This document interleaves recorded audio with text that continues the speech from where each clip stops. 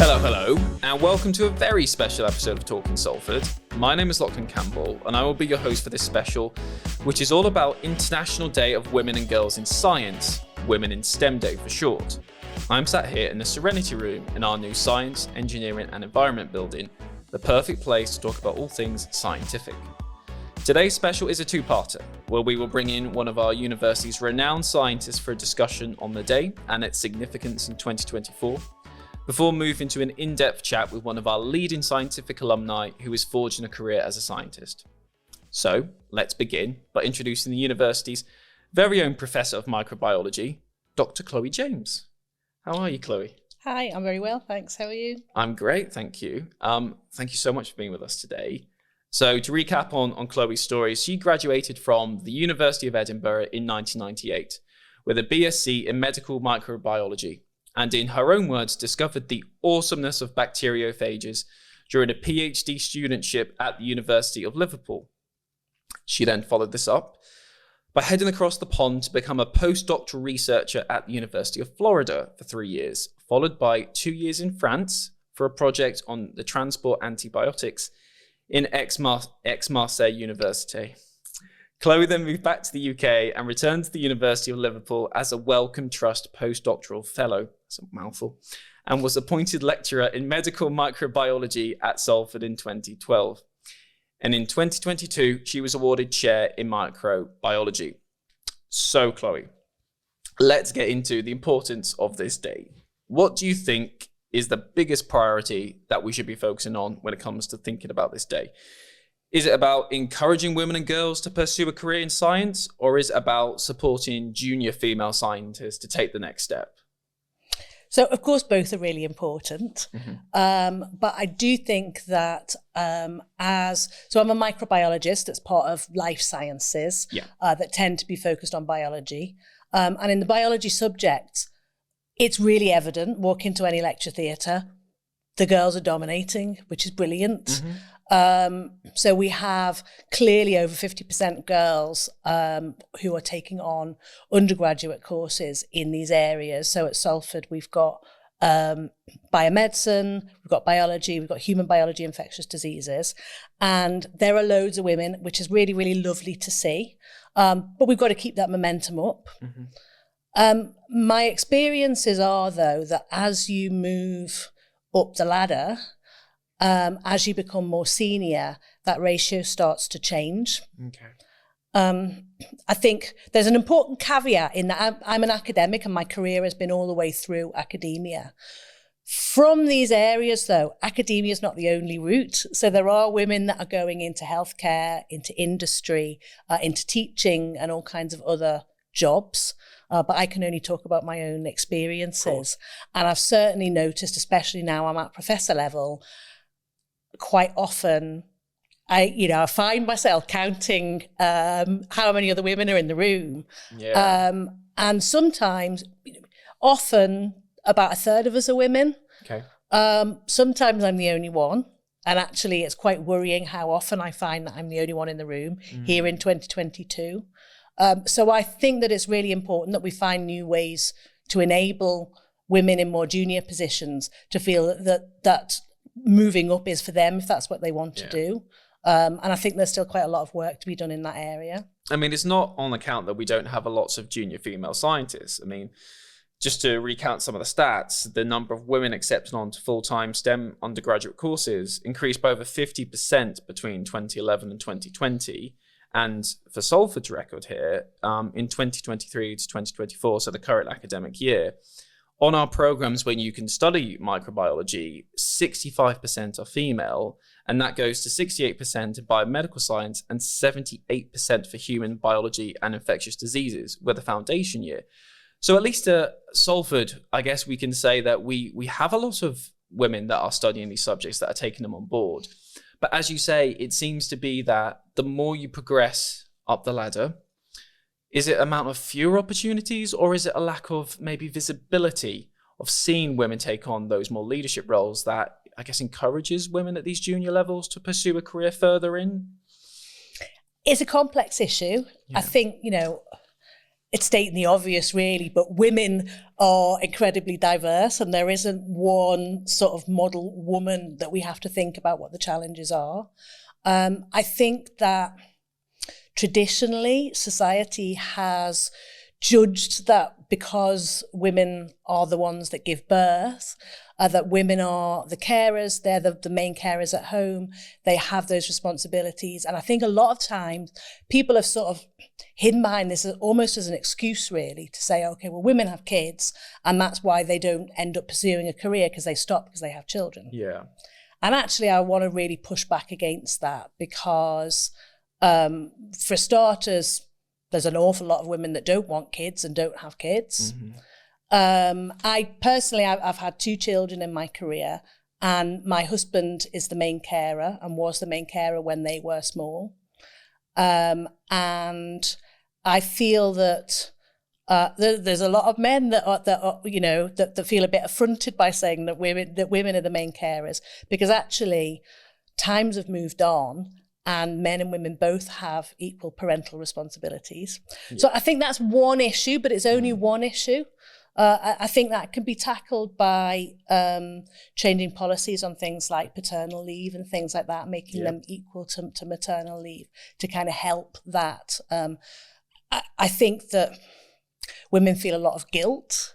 They feel, and I've definitely felt that going through my career. Yeah. That I feel guilty on the kids if I'm working too hard. I feel guilty on work and on students if I take time out with the family. But that's just something that I have to live with. So, but that's one issue. I think that another issue is about confidence and self-esteem. And, there's loads of women on our courses who are totally bossing it and are really confident. But I do still feel that society makes that more challenging for women to feel confident and feel like they can put themselves up for these positions. Yeah. And I know for sure, sort of anecdotally, I guess, I've been on quite a lot of interview panels for jobs for various different stages of careers. And quite often, women will feel like they have to tick every single box before they feel that they can apply for that job. And we'll think about it and we'll want to know everything and read everything and feel really confident that they have every single one of those skills to feel that job's for them. And I feel like that's less common in men. I think that there's a lot more, what's the word I'm looking for? Sort of entitlement, where men will just be like, yeah, I want to do that job, I'll apply for it, I can do that. And there's a lot more confidence. So I think there's work that needs to be done to help women feel more confident and self-assured that actually they are totally up for the job. Okay. Do you think some of the applications, the way they're written, are potentially just more affecting for females than for men? Yeah, I think there are ways that job adverts can be written that are more accessible to people from all different backgrounds. So we're not just talking about gender here, but from all different backgrounds. They can be written differently to be more inviting, and sometimes they can be quite exclusive. Yeah. And so I think there is work to be done there. Can we talk a little bit about your academic upbringing then? Did you have many female role models around when you were at university, and when you got started actually working at higher education? Were there many female role models around for you? Did you feel like there were always people that you could go to talk about your career and about taking those next steps? So it's weird actually, because in my earlier career, I don't think there really were many female role models at all, but I didn't see that as a challenge at the time. I don't know if it was a subconscious thing, but I've never had a female boss. All of my bosses have always been men. Yeah.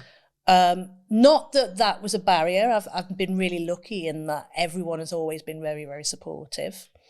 I've always felt comfortable in a male-dominated area. I went to a boys' school for sixth form. So I think I'm trying to think of the first time that I had a strong female role model. When I moved to Florida, there were a couple of other postdoctoral researchers at the same level as me, but they were a bit more senior. Okay. They taught me a lot. And actually, we were quite female dominant in our lab when the boss wasn't around. And that was quite empowering. I really surprised myself when I went to Florida because I didn't really think that I was up to the job. And I don't know where the confidence came to apply in the first place. And then I had a very quick interview and was surprised to be offered it and just sort of said yes without thinking. And I was suddenly there. And that kind of gave me confidence. I think from that point, I think I knew I can do this because I guess I was a little bit different. I was in the limelight and I was doing okay. So that was, I suppose, the first time where I felt like I was sort of working together with other women. But again, we were kind of on a level.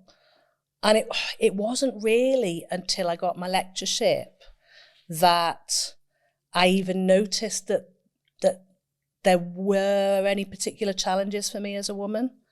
And I got chatting to someone from another university. So when you're examining a PhD student in their final viva, you have about 4 hours where you sit and you pore over their 4 years of research and you talk about it and you explore it together with someone from another university. So I was doing this and there was this woman, I'd never met her before. And after the viva, you get to know each other quite well during that time. And after the viva, she sort of took me aside and said, look, congratulations on your new position.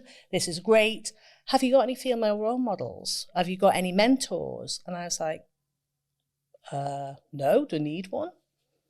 And she sort of prepared me for what was to come that I hadn't really thought about before. Mm-hmm. At the time I thought, well, that's not my experience. I don't find those challenges. But then as time went on quite quickly, I did come across those challenges. And she had offered me an olive branch, really. She'd said, look, I'm very happy to be a mentor. I'm very happy anytime you need anything, drop me a line, come over, I've got your back. And I felt quite emotional about that. That meant a lot to me. And I've kept that with me. And I've had a number of other women since then that have offered similar olive branches and said, I'm here. And it meant a huge amount. And it gives you that confidence to feel like you're not on your own. That's fascinating, Chloe. It really is.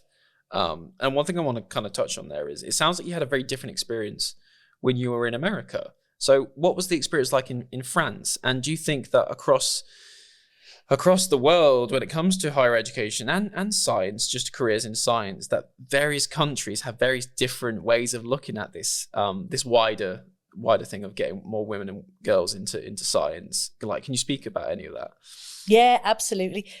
Florida was interesting because it was really international and there was loads of postdocs and it was a fantastic experience.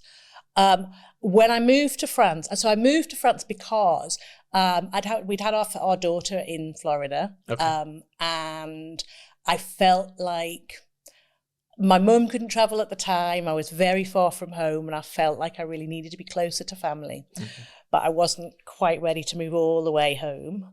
So that's why. So I moved to Europe so that I could be closer there. And that was a really exciting project because it was really multidisciplinary. So there were microbiologists, pharmacists, chemists, health practitioners and biophysicists and mathematical modelers from all across Europe. And we travelled around quite a lot. And we had to move to each other's centres to present our work. And I went up to Bremen where the biophysicists were focused. And that was a real eye-opener to me because I hadn't realised the world of biophysics has a lot less women in it. Interesting. So when I got there, everyone was blokes and there was a lot of testosterone in the room. And I gave my presentation and I was an established postdoc by now. I felt quite expert and quite confident in my field. And I gave my presentation and the audience directed their questions to my boss and not to me, which I was really taken aback by. And I was quite flabbergasted at the time and a bit shell-shocked. And then afterwards, I felt really quite angry about that. But I do think that it sort of empowered me to prove that I do know what I'm talking about. And actually that kind of made me even more driven, to be honest. So I think it was quite an enriching experience, even though it's a bit shocking at first. Sounds like it's an experience that has stuck with you and motivated you, rather than something which I guess you kind of seen with big disappointment. It's something which you use to channel, I guess, your passion for supporting and helping others as well in their careers. Yeah. Would you say that would be accurate? Yeah, absolutely. And when things like that happen, it's important to know that you've got support from other people. And I did have, and I acknowledge that. And I know how important it was for me to feel like, yeah, okay, if one person treats you a bit oddly, everybody else backs you up. And so you know that you're supported, I guess. And I do feel really, really passionate that that's now my role. Especially, I was promoted last summer to professor, and well, there's not a lot. There's not really far to go after that. But now I feel so my purpose has shifted a little bit, and I know that it's my turn now. Not that I didn't do it before, but I feel even more strongly that my role is in supporting others and empowering them to achieve what they want to. Yeah, absolutely. And I guess I'd be very curious to know, you mentioned a few of them, I guess, over the course of this conversation, but what's the biggest lessons you've learned over your career since becoming an academic? Like, what moments, just besides the ones you've spoken about, stand out over the years? It's one of those, there's like a million swimming around in my head, and it's which one am I going to fish out? Well, I would say that something that I did that I think was a big step change in my career that I'm really glad that I did, and I think will always stick with me, is as a microbiologist, we connect not only with people in our own institutions, but nationally and internationally as well. And we often do that through societies. So there's an organisation called the Microbiology Society, and I love what they do. They produce this brilliant magazine, and I often use their work in my lectures and things like that. So I've always wanted to get a little bit more involved. And as you become more senior, and you want to sort of widen your net, and you want to have a little bit more impact beyond your local environment. So I really wanted to get involved with them. And I was a bit, but am I good enough? Imposter syndrome was setting in, which is a real thing. And I suffer from a lot, sort of thinking, everyone thinks I'm an idiot. And they had this scheme called a shadowing scheme, where you could have a taster of what it's like behind the scenes at the society. Yeah. So I signed up for it and I got a place. And I'm so glad that I did it, because straight away, everybody was really welcoming. I saw that I absolutely had a place there and I could do loads more things. And before I knew it, I was applying to be like the boss of one of their main committees. Okay. And so I applied. It was an election, and I got voted the chair of the Impact and Influence Committee. And so I served. I've just finished my service now. I served for 3 years. And so from going to like, am I good enough to be involved at all? Suddenly I was leading one of their 3 committees. Yeah. And that opened so many doors for me. And so now I'm involved not only in science and teaching and research, but also in driving policy and talking to government. And I really feel like I've got a massive sense of purpose.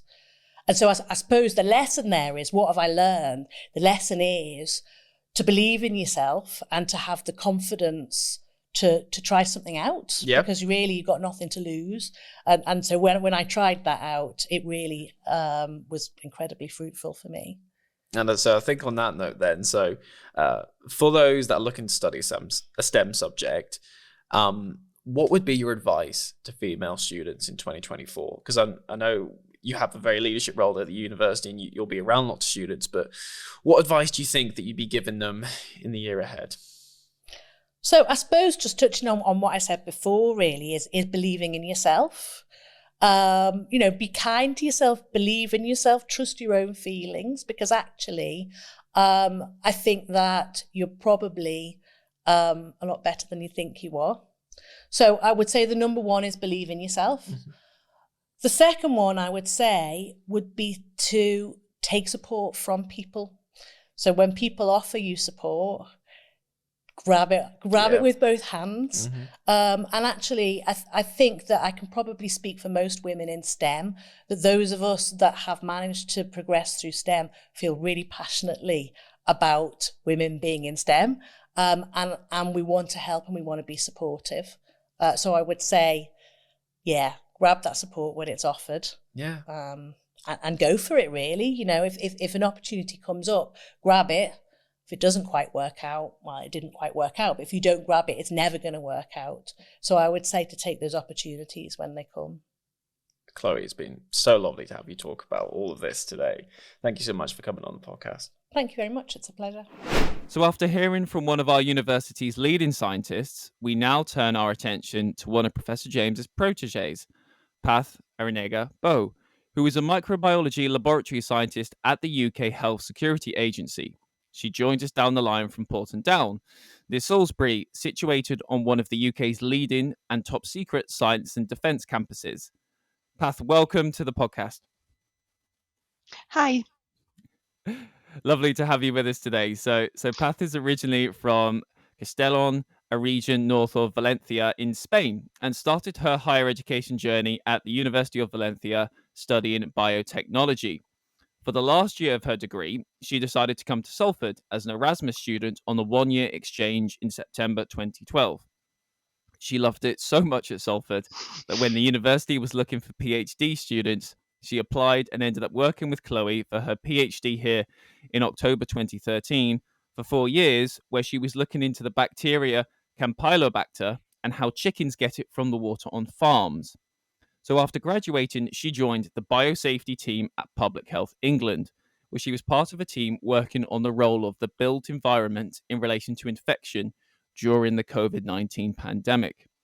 Last September, she then became a food, water and environmental scientist at the UK Health Security Agency, the organisation which replaced Public Health England in October 2021, and is currently looking at the bacteria found in raw pet food. So, Paz, firstly, I would love to know what sparked your interest in microbiology. So I always liked microbiology. I really fell in love with biology when I was studying for the equivalent to A levels that we do in Spain. I just thought it was really interesting. I loved everything about it, but it was the first time that we had really looked into the genetics and the molecular biology. And even though we keep subjects quite broad in Spain, so we all have to do history and philosophy, and in my case I had 3 languages for A levels because I live in a region where Catalan is one of the official languages as well, so we had to do Spanish and Catalan and English. And I also really enjoyed languages and other aspects. I really liked the idea of doing something around biology, so that's why I chose biotechnology. And then I actually didn't do as much microbiology during my degree, but I still liked it, and I still liked the bits with it. So when there was an opportunity in Salford to do a PhD in microbiology, I thought it was a good idea to go for it, and I don't regret it for a second. I really love microbiology. I think that's great to hear. I mean, had you always envisaged this being your career? Was there any other kind of industry or kind of role that you envisaged when you were younger at all, or was it always going to be, no, I want to work in microbiology? No, not at all. I really enjoyed many things in doing my education, and I saw myself, and I still would potentially see myself in the future as a writer. I really like the idea of like journalism and like investigating a story. I'm a very social person, so I could go after your job and just chat to interesting people. Like, that really appeals to me as well. So it's not the only career that I can see myself doing, but it's one that I enjoy. Well, I mean, I better watch out then, because I think the thing is that I mean, science journalism is fascinating because obviously it's an area where you're spending a lot of time, I guess, from my perspective, about trying to explain things to people that wouldn't necessarily be able to understand it from the start. but you're a great communicator. We'll say that about you, Path, from the conversations we've had previously. So I think you're gonna make this really easy for our audience to kind of understand the scientific experience. So it's going to be a great experience for the both of us. And talking of experiences, can you tell me a little bit about how you found Salford when you arrived? I absolutely loved my time in Salford. I first arrived as an Erasmus student, so it is a shame actually that the UK is no longer part of the Erasmus program since Brexit, because that was just an amazing experience. I loved the campus. When I first arrived, I lived in Castle Irwell, which doesn't exist anymore, but that was great. When else do you get to live with all your friends in the same place? Like, that was just amazing. And just one of my favorite things is how international Salford is, and that's Mhm. not only during my Erasmus year when I stayed for my PhD as well. There, like, I studied with people from all over the world, and I really really enjoyed that. I loved having the gym on campus. I loved being part of the clubs. I did running club, I did salsa, and it's just a great location because it's so close to Manchester, but it's also really close to the Peak District. And if you like going out on walks, that's great. You can even get there to some places on the train. You don't even need to drive. It's quite close to the Lake District as well, so I also used to go quite a lot to spend time with friends there. So in general, it was all really positive. The biggest challenge I remember is that some of us didn't have a lot of funding sometimes for our Mhm. PhDs, and that could be a little bit challenging at times. And some people got a little bit, I don't know, maybe too worried about university rankings and stuff like that, which, coming from Spain, where we don't really have that, was always like a strange concept to me and not I something that see. worried me at all. And I don't know, all the people, most of the people that I'm in touch with from that I studied with in Salford have done really great on their careers and are doing great things. So I think sometimes people get like too hung up about that when it doesn't really have such an effect.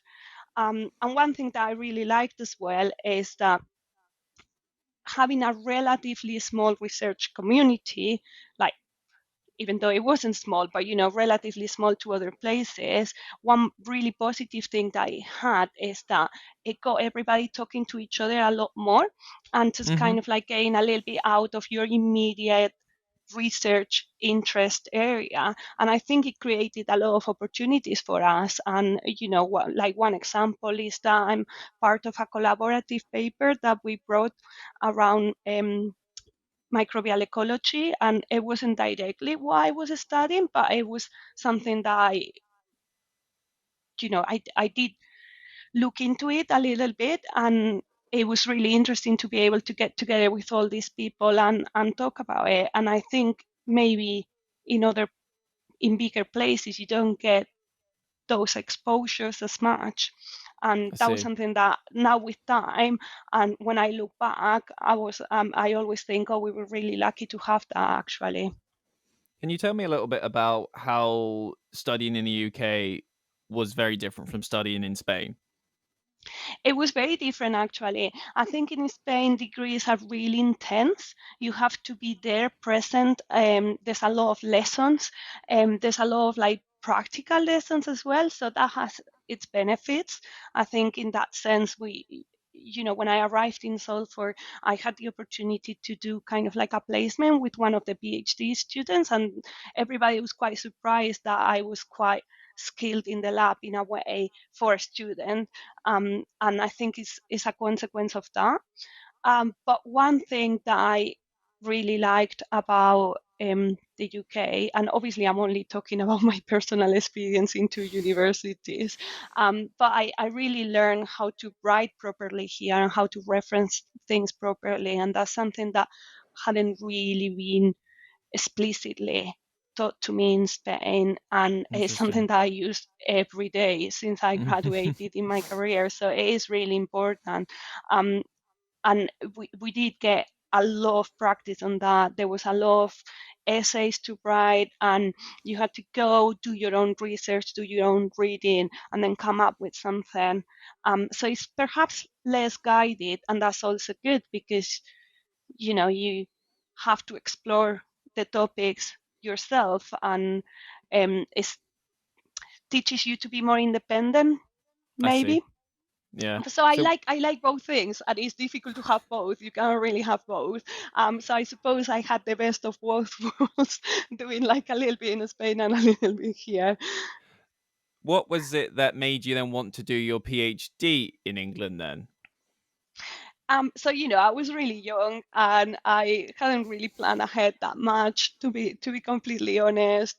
I was planning to do a master's in Spain, but then I didn't hear really good things about it. So then I was like, okay, then I'm not gonna do that. And I was really enjoying, Salford and Manchester. I always wanted to live abroad, and it really felt like there was so much more to explore that I didn't get round to in 1 year. And as I said, microbiology was something that had always interested me. Mhm. So it was an easy it was an easy decision Easy decision. to stay. Yeah. Okay. So I think it'd be really interesting to hear about if you were encouraged to consider a career in microbiology by those around you. Was it very much seen as you were studying it that this is a route to a really viable career? um I think so. In my immediate family and friends, they were quite keen for me to study something in science and technology. I think there was perhaps this idea that it would lead to a good career. I don't really know what it was based on, because the reality is that it's actually really hard to do research in Spain, and especially in the public sector. Like, the Hmm. working conditions are not great, and it's quite difficult. So I don't know. I don't really know what it was based on, but I was quite encouraged. Yeah. Did you encounter any barriers to pursuing a career in this area? Not during my education, for sure. I had Hmm. really great, teachers, and then lecturers in university, and I've never, felt that I was treated differently for any of my characteristics. I think then you go into the working place, and um, as a young person, I'm not really sure if as a young woman, you can always sometimes you can be a little bit dismissed, and Okay. and people maybe put it down to like lack of experience.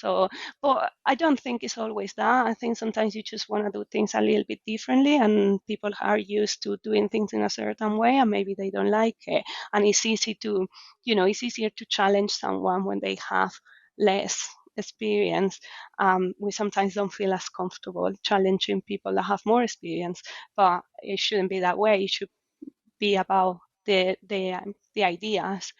As a woman, I do see it around me in my workplace, that when you have kids, that's when things change, and some people perceive you differently. Like, you're not gonna Hmm. be as committed to your job anymore, and you cannot really, because when you do research, and this is not only microbiology but any research, it's quite an involved job. You have to be there in the lab a lot of the time, and even when you're not in the lab yourself, because you might have people you supervise or manage, or whatever, you still need to be very present and looking at all the results. And it's perhaps a job that is more difficult to do flexibly. um, so I think for this particular job, you can be perceived differently. And I have seen it around me, and it's a shame because it doesn't reflect reality. I think it's mostly based on stereotypes that are not necessarily true. And so yeah, I don't have any kids, so I haven't perhaps felt it myself, but I have definitely seen it. I think that that's really interesting. I mean, with Chloe earlier, we talked about the importance of seeing female leaders in this industry and having them around you and being able to see people in positions where you'd like to get to. Yeah, I think, having role models is super important because, as you said, you can't really, sometimes it's difficult to see yourself in places when you don't see anybody that looks like you.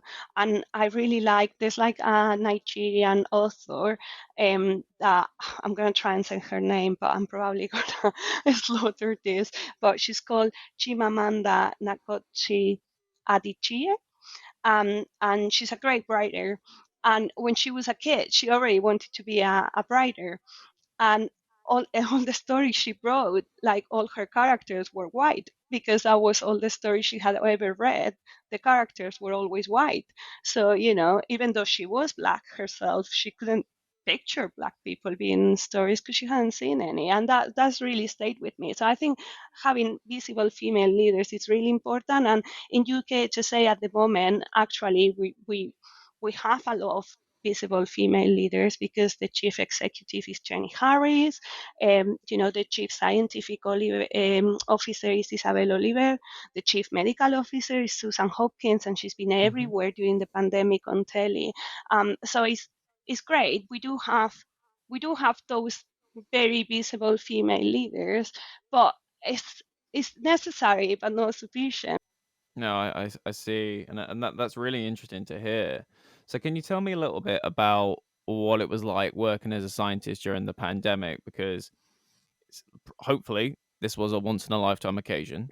Um, but what was it that you really learned from that experience? It really was. It was it was difficult to get out of my comfort zone, and I've never worked with viruses before, so felt a little bit as an imposter at the beginning, especially until you realize that it's a lot of the same techniques. And as you said in the introduction, I was working in a team that really focused on the kind of like the what was the role of the built environment rather than on particular pathogens. So we had a lot of knowledge that we could apply quite easily. Hmm. So we looked at things, for example, there was a lot of expertise in the team around ventilation, the effect of ventilation, aerobiology, how to detect pathogens in the air, sampling, so surface sampling, so we could apply all those things. So I got over that imposter syndrome and was like, no, actually, I can do this. Um, the other thing I learned was how difficult it is to communicate really complex results, especially Mm. to people that up until the day before didn't have any interest in microbiology and didn't have any background on it as a result. So I worked a lot with the transport industry. And as you can imagine, this wasn't really high on their priority list before the pandemic. No. But then suddenly everything changed and it was the most important thing they had to deal with. And that was really interesting, just because I had kind of done it a little bit before. So doing my PhD, we talked a little bit with like the poultry industry, but they are a little bit aware there's like poultry diseases. They obviously know about Campylobacter is a huge thing in the industry. So you're talking to non-experts, but you're talking up to people that know a little bit about the topic. But this was completely different, and it was interesting. It was a really interesting situation, like, because people were really interested, obviously, but Hmm. it was all so recent. And but I think what I learned the most was how important it is to be modest, and especially at the beginning of the pandemic, really, really people that were considered experts in their fields got things wrong and got things really wrong, and it can happen with Hmm. situations like this. But it it taught me that it is important to be modest and to be open-minded, and maybe not to rely on people just because they are experts on the field. although you do need to listen to experts, and that's not what I'm that's not what I'm saying. Please do get vaccines and all that sort of thing. But Yeah, like it's a healthy degree of questioning is appropriate as well. I think one thing that jumps to mind here is how do we think that because of the pandemic, because of how much science and vaccines and the various ways in which we talked about the virus being spread became so commonplace in the media and in our regular lives, that do you think it might have sparked quite an interest in maybe in the younger generation to find a little bit more about how the pandemic came to be, and maybe got a few more people interested in science as a subject? I think so. I hope so, because it is a really interesting time to be involved in microbiology and in other sciences. But in microbiology, which is why I know the most about, is such an exciting time in infectious diseases, in public health, in surveillance.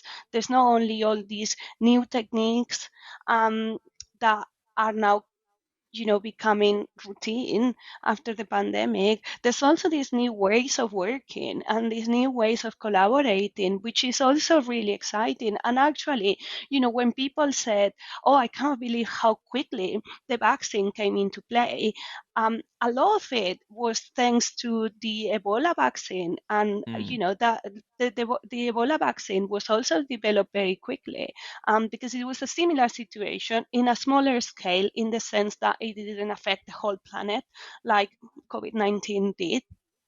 But it got people, sharing data and like working together. And I think that was really important actually to get the vaccine so quickly for the pandemic. But, outside of infectious diseases, there's so many advances on the microbiome, and how it relates to health, how it relates to nutrition. It's just a really exciting time, and I hope more people consider it as a career. Oh, that's lovely. And can you tell me a little bit more about what you do now? Can you, yeah, so explain what a day-to-day week looks like for you now. So because I only joined the team in September, and I come from a research background, and now I have a research position in the food, water, and environment labs. But the lab itself does a lot of like routine testing for all sorts of like food, water, and environmental samples. But they do a lot of work with small food premises. They do a lot of work with local authorities, look at if there's any outbreaks when the source is suspected to be either food or water, then there's testing of those samples. So it's actually a lot to learn for me. There's also a big range of pathogens that we work with, and a lot of them I've never worked with before. So there's a lot to learn. So at the moment, my week looks a lot with like training and reading and trying to learn about these things. But we're also doing a survey on raw pet food, and that has been really interesting, Mm. because the reason why we're doing this is because raw pet food, even though it's still a very minority share of the pet food market, is increasing really quickly. And over the last years, there's been a steep increase in sales. And um, these products actually can contain a lot of pathogens. So we're looking at Campylobacter, Salmonellas, Shiga toxin producing E. coli, which can cause really nasty infections, MRSA, which people might be familiar with because it was very big in hospitals a few years ago, Yes. antibiotic resistant E. coli, and there's very little regulation about this food at the moment. And I get the feeling that the consumers that are buying these foods are not aware of this risk. So the risk is for people to get infected while feeding their pets if hygiene measures are not um, correct. There's also the risk that the pets might get the infection or get colonized and then be spreading this bacteria around the house. And particularly for people that have like, young kids. You say you've got a young son. If they put everything on their mouth and they touch everything. So, you might be like, oh no, I'm gonna wash my hands and I'm gonna keep everything clean, but it is very difficult in practice. So we're very keen to, this is FSA funded study, and actually the Food Standards Agency has already put some advice for consumers on their webpage. But the important thing is for people to be aware of the risk that comes associated with this product. I think that's fascinating, Path, and the kind of thing I think that we need to hear more about. I guess as a pet owner, as a father to a young child, we need to hear more about this. We need more people like you being able to speak publicly around what's going on, and so we know the health risks that are involved with these kind of foods at the minute. I think that's really well said, and I think that's a great advert for for a career in microbiology with these kind of studies you can go on to do. So, and that really brings me to, I guess, to the last question today. So, what would be your advice to women that are studying microbiology now about what a career looks like in the field? What advice would you give that person? So I'm not sure. I've only really worked in Public Health England and then UK to say. So I haven't experienced industry jobs. I've experienced a little bit of academia during my PhD, but I haven't really then follow on with postdocs or anything like that. So I can only give really generic advice, and obviously, as with all advice, always take with a pinch of salt. But a couple of things that I think I can say is, the first thing, I think there's this idea that people that are successful in a science career are very clever, and you have to be clever to do well, otherwise, and this perhaps happens even before people choose what degree to go for, and that's completely, it's completely not true. Like, we need people with loads of different skills. You don't have to be the best at maths to be successful in a career in microbiology. Like, it's just not true. So don't let anybody tell you you're not clever enough to do a PhD, or you're not clever enough to go into like a science career, because it's not true. The second thing I want to say is, try and like get used to the university resources in terms of preparing for interviews. Because now looking back is one of the things that I was like, oh, I could have used that more. And I'm coming from a working class background. Sometimes you don't have those role models in your immediate family, and it can be a bit difficult, not to know whether you're getting paid enough, whether you should ask for more money. That those sort of things like don't come naturally to a lot of us, and I think the university does a good job helping with that. And I would recommend people to consider getting support and practicing, because people say, oh, I'm not really good at interviews, but it's like everything else. Like, you get better the more you do, and the more you prepare, the better you are gonna do. And I'll just say as well, don't be afraid to change jobs or to apply for things even though you don't tick all the boxes. We know that men do that, so as women we should do it as well. And that's like an ideal person that usually doesn't exist.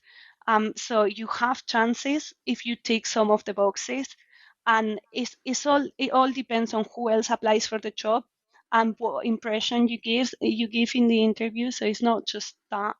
And I think sometimes we feel like you cannot leave a job unless you're really unhappy. But you can leave things that you're actually enjoying if it's not what 100% what you want to do, or if you just want to try something different for a while. That's a good enough reason. You don't have to be unhappy in a job to move on. And so that's my advice. That was wonderful. There were some real golden nuggets in there. Thank you so much for that. And thank you for being a part of this episode. It's been really lovely to have your insight on what a career in science looks like. Thank you so much for being with us today. Have you enjoyed yourself? I have, yeah. Thank you for having me. And I have to say that I've been listening to other episodes of the podcast, and all the people that have come on have such amazing stories to tell that I was a little bit nervous. Oh, no. Well, lovely to hear that you're a fan of what we've done so far, and great to have you be a part of what we're doing in this very, very unique special, which is all about Women in STEM Day. So look, thank you very much for joining us today, Path, and that brings an end to today's episode. So if you're continuing to like what you're hearing, if like Path you've gone back through some of the old episodes, please do. They're all there to see. We've done quite a few now, and really loving season 2, and I hope all of our listeners are too. So until next time, we will see you then.